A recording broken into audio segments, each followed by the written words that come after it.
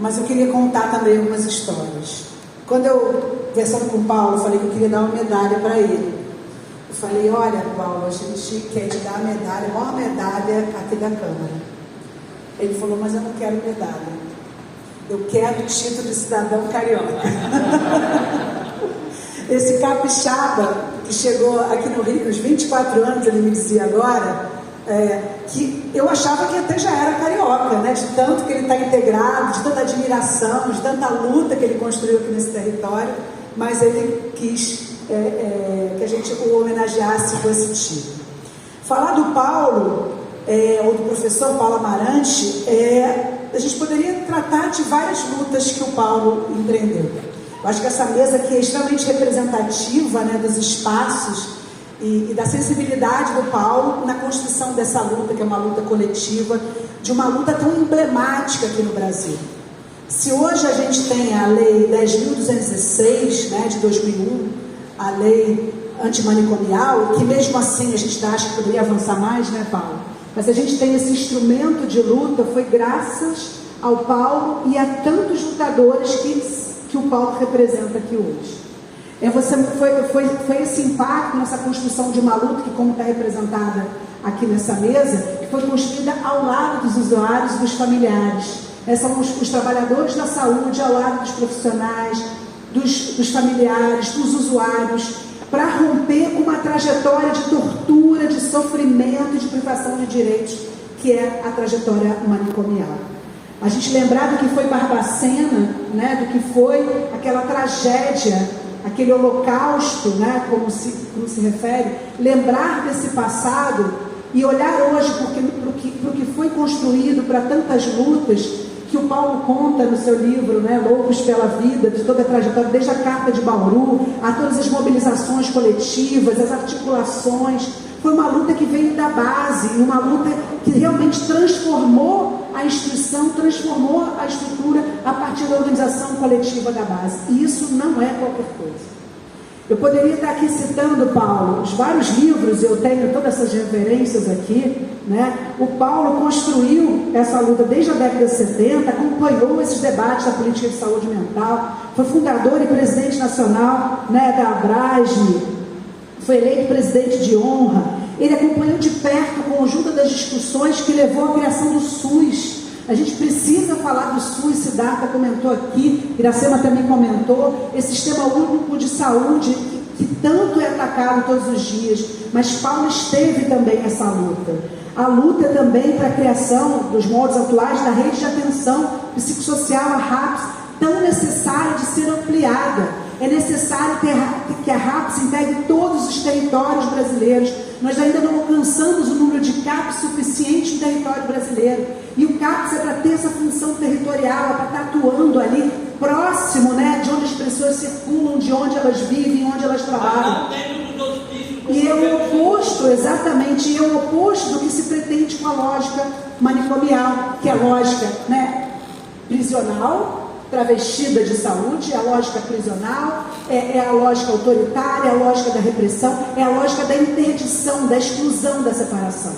O que a trajetória do Paulo constrói é dizer que essa luta, ela é nossa e ela precisa ter afeto, ela precisa ter apoio. Ele conseguia captar e fortalecer as famílias, porque as famílias fortalecidas seriam todo esse apoio para aquele usuário. E justamente esse usuário jamais poderia estar separado da família. É essa luta que o Paulo sempre construiu ao lado de tantos outros lutadores, mas que ele representa também. É entender que o cuidado em liberdade significa o cuidado com a sociedade, articulado com a família, com aquelas, não só a família de sangue, mas aquela família que está junto, que apoia. E é nesse sentido que essa luta dele é tão importante. Ele estudou na Europa, fez supervisão com Franco Rotelli, fez estágio pós-doutorado em Imola, na Itália.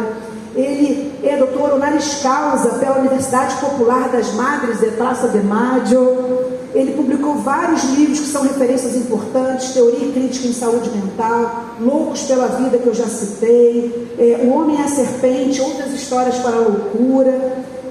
Bom, falar dos livros do Paulo, podia ficar a noite inteira aqui, então eu vou parar, mas é importante dizer também que você uniu a sua luta aos seus escritos. Você uniu o seu exemplo ao que você representava para poder fortalecer esses embates tão necessários que você faz até hoje. E nós nos orgulhamos muito, Paulo, de podermos estar nesse mesmo tempo histórico que você. Porque esse tempo histórico é um tempo de lutas, e a sua trajetória é uma trajetória de luta. Quando você fala dos loucos pela vida, você defende essa vida, e você defende que essa vida pode ser experimentada com diversidade, com compreensões distintas. Não existe uma normalidade, não existe um padrão. A gente precisa encontrar nas diferenças e nas formas de expressão, inclusive culturais e pessoais, aquela luz que vai permitir a transformação da sociedade. E nesse sentido também dizer da importância do seu trabalho, né, na Comissão Intersetorial de Saúde Mental do Conselho Nacional de Saúde, e também atualmente, né, nas pesquisas, no Laboratório de Estudos e Pesquisa de Saúde Mental e Atenção Psicossocial LAPS da história da Escola do Laboratório de Estudos e Pesquisa em Saúde Mental e Atenção Psicossocial LAPS da Escola Nacional de Saúde Pública da Fiocruz. E eu estava lembrando também, Paulo, quando eu te conheci, eu acho que eu te conheci na Fiocruz, num evento, agora não sei se foi na Braz ou na Fiocruz, agora não me lembro. E eu lembro, falei, gente, o Paulo Amarante, eu vou conhecer o Paulo Amarante. A sua história, antes de eu te conhecer, eu já conhecia muito essa sua luta, as suas obras, e eu fiquei muito feliz com isso, porque Paulo também, nessa articulação da luta antimanicomial, também se aproximou muito da luta antiproibicionista, nesse espaço, nessa interseção perversa que une o manicômio à prisão, né? A lógica de exclusão do usuário de drogas como sujeito de direitos, assim como o usuário da saúde mental também quer excluir dos seus direitos. E o seu exemplo, essa sua luta, nos fortalece para nós seguirmos, pois ainda há muito caminho a ser percorrido. Dizer que o Paulo também aqui, ele marca, quando ele vai aceitar agora esse título de cidadão do Rio de Janeiro, ele vai marcar também uma grande honra para esta cidade, né? Uma cidade que já foi o centro do poder, mas que hoje também apresenta muitos desafios, Paulo. Eu não poderia deixar de falar, né? Dona Gilda também falou, nós tivemos um ato de luta antimanicomial aqui no Rio de Janeiro, ameaçado pela privatização dos serviços de saúde mental. Ameaçado porque os trabalhadores, muitos deles foram proibidos, ou tentaram proibir os trabalhadores de participarem desse ato, porque ficaram com medo das críticas, ficaram com medo do que podia ser falado contra o quê? Contra esse projeto do Eduardo Paz, do projeto Seguir em Frente, que nós estamos acompanhando com uma lupa muito de perto, que são as constantes ameaças que a luta antimanicomial tem. Nós não podemos parar um minuto, nem arrefecer um minuto, porque essa ameaça dos manicômios está em andamento. E eu fui visitar, Paulo, lá em Cascadura, esse projeto Seguir em Frente, que une um CAPS a uma unidade de acolhimento. Mas você sabe que a passagem, todo mundo que chega tem que passar pelo mesmo corredor. Então você mistura as duas lógicas e você está criando um espetáculo que eu diria altamente perigoso, que são 500 pessoas internadas no antigo hospital de caracterização asilar. São pavilhões, são 10 pavilhões, onde ficam 50 pessoas nos lugares circulares, assim, são pavilhões mesmo, com 50 camas. E, aparentemente, a gente pergunta, mas como é que funciona? Não, são portas abertas, aqui nós estamos de portas abertas, as pessoas podem entrar e sair. Eles dizem que são portas abertas, mas a lógica está ali presente. Se a gente piscar o olho, isso pode avançar. E já está avançando, porque lá na colônia Juliano Moreira também está sob ameaça de ser criada uma outra unidade. Então, como já foi dito aqui também, esse momento histórico que a gente vive é um momento de enfrentamento ainda, né, dessa lógica manicomial, de enfrentamento dessa lógica perversa também, que é a lógica de exclusão da população que vive nas ruas, ou da patologização dessas pessoas que vivem nas ruas. Então, essa homenagem a você também é uma homenagem a essa luta que você representa, essa luta por liberdade, essa luta por direitos humanos, essa luta pelos sujeitos, por uma esperança na loucura de transformação social. E eu fico muito honrada também de, então, aqui, formalmente, né, lhe entregar, por tantas lutas e por esse coração tão maravilhoso que é o coração do Paulo, esse título, vamos abrir aqui, esse título de cidadão honorário do município do Rio de Janeiro.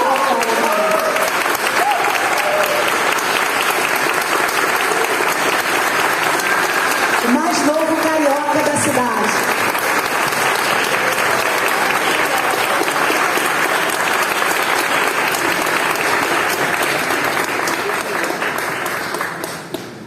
Vou ler aqui, o presidente da Câmara Municipal do Rio de Janeiro, no uso de suas atribuições legais, tendo em vista o projeto de decreto legislativo número 319/2024, de autoria da senhora vereadora Luciana Boatê, aprovado, concede ao senhor Paulo Duarte de Carvalho Amarante o título de cidadão honorário do município do Rio de Janeiro. Parabéns, Paulo. Seja bem-vindo.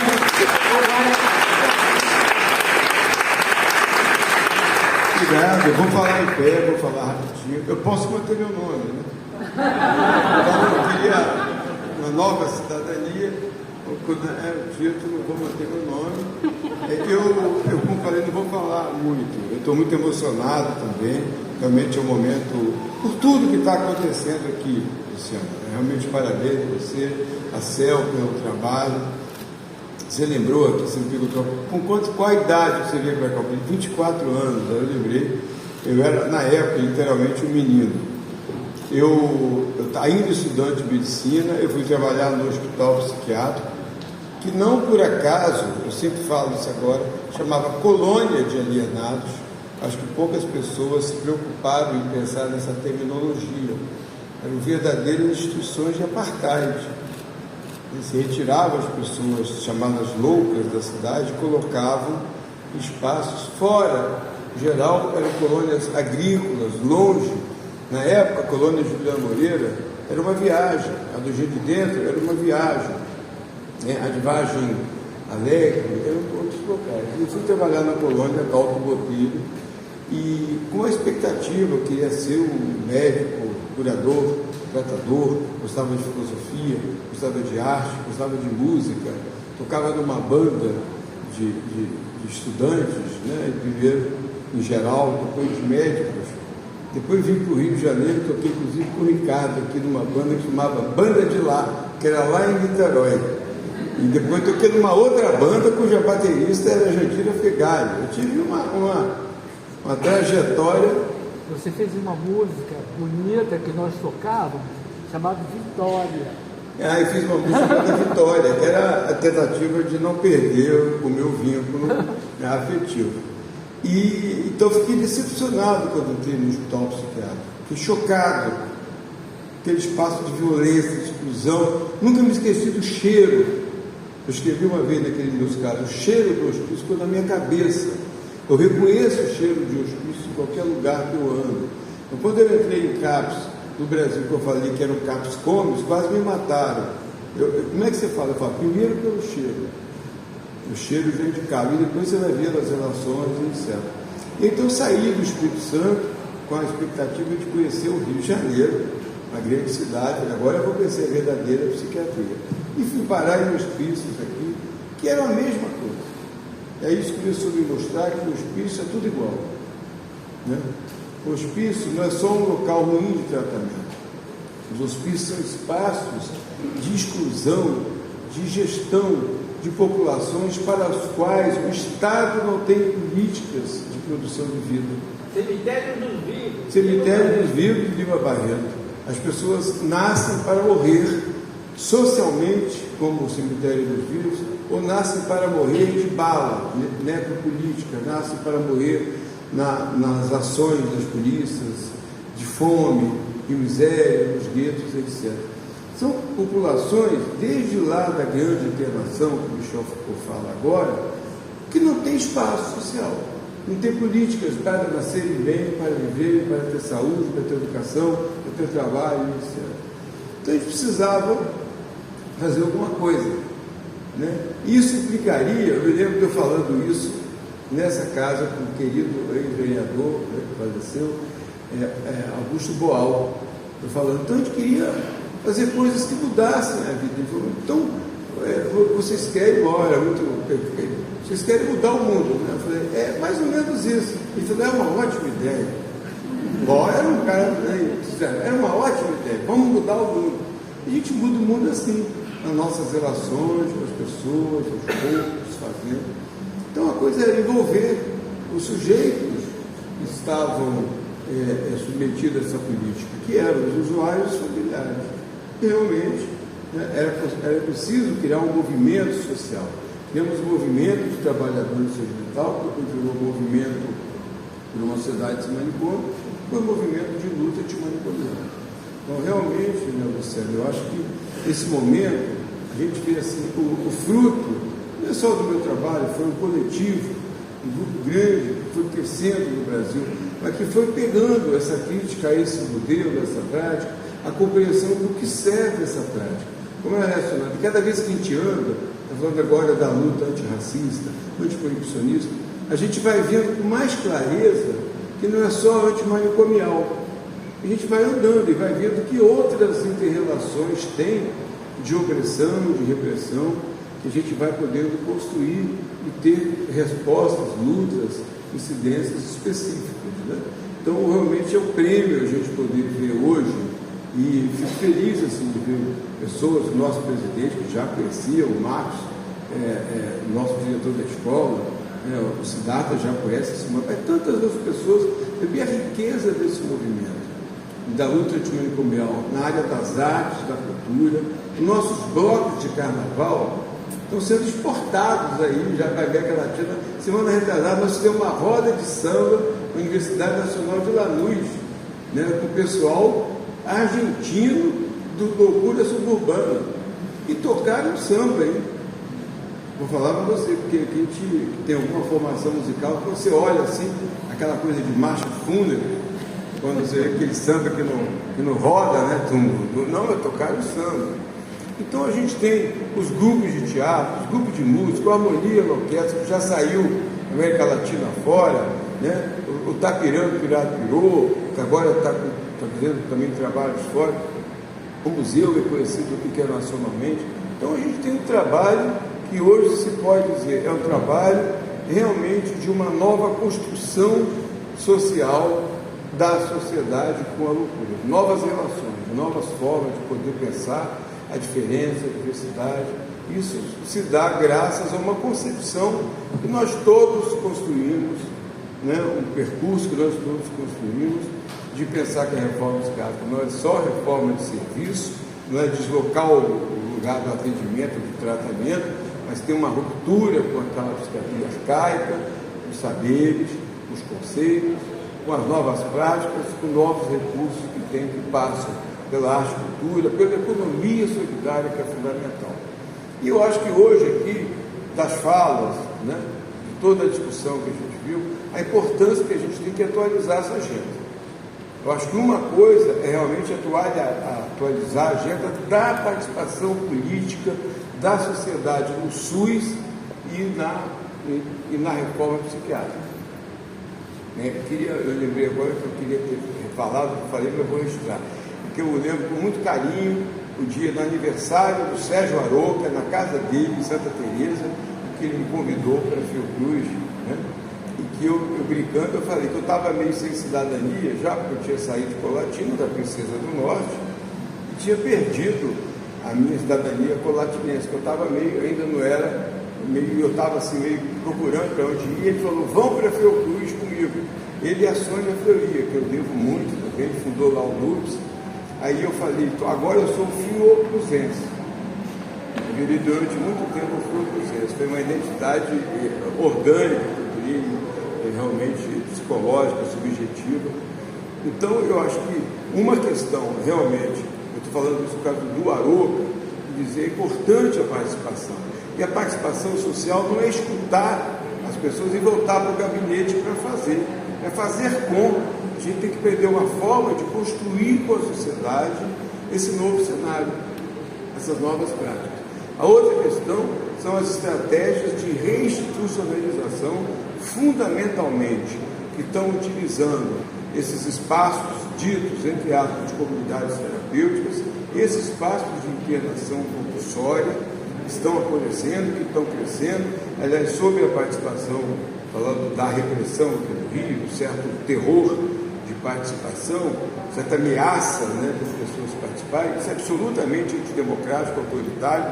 Ontem, em Guarulhos, o prefeito de Guarulhos proibiu o ato da luta antimanicomial, que seria ontem. Proibiu por decreto, uma portaria lá, um ato oficial, proibição. Então é importante a gente retomar as ruas, a participação social, os espaços sociais, mais até do que só aqueles que o SUS prevê. mas esse cotidiano de construção, de fazer eventos e incidência, né, nos vários espaços políticos. A luta contra a institucionalização, fundamentalmente nas comunidades terapêuticas, essas novas instituições aí que estão sendo definidas, nomeadas com eufemismos, né, que tomam o lugar do hospício, e uma outra que é a questão da patologização e medicalização da vida cotidiana, da existência, né? Não há quase um dia que alguém não me ligue pedindo, pelo amor de Deus, doutor, como eu paro de tomar um psicotrópico? Nós estamos suportando mais sobreviver com medicamentos. E agora, eu falava com 2 colegas psiquiatras aqui, antes de sair de casa, uma pessoa me ligou, pedindo, pelo amor de Deus, para ajudá-lo a suspender o medicamento.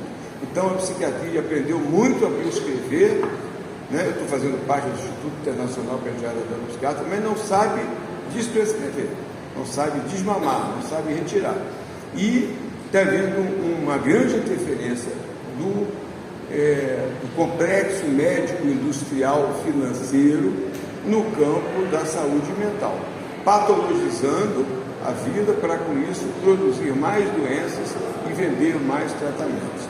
Então é isso que eu queria dizer, agradecer mais uma vez, agradecer a Rogéria, a Paula, ao Mário, ao Luciano, ao Cigarro, ao Luciano, muito obrigado a todo mundo que veio aqui, seja político ou não político, por graças a Deus, muito obrigado.